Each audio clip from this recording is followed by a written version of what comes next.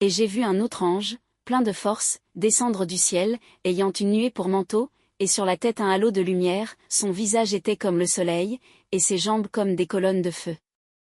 Il tenait à la main un petit livre ouvert. Il posa le pied droit sur la mer, et le gauche sur la terre, il cria d'une voix forte, comme un lion qui rugit.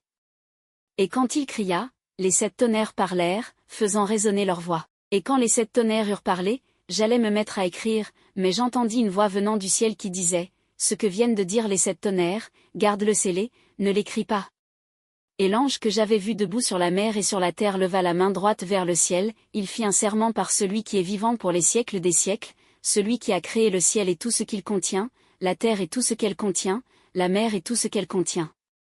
Il déclara, « Du temps, il n'y en aura plus.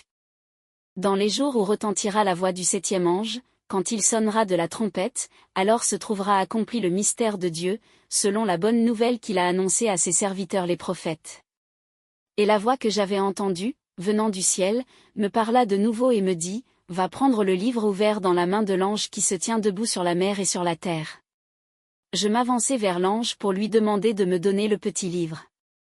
Il me dit, « Prends, et dévore-le, il remplira tes entrailles d'amertume, mais dans ta bouche il sera doux comme le miel. » Je pris le petit livre de la main de l'ange, et je le dévorai. Dans ma bouche il était doux comme le miel, mais, quand je l'eus mangé, il remplit mes entrailles d'amertume.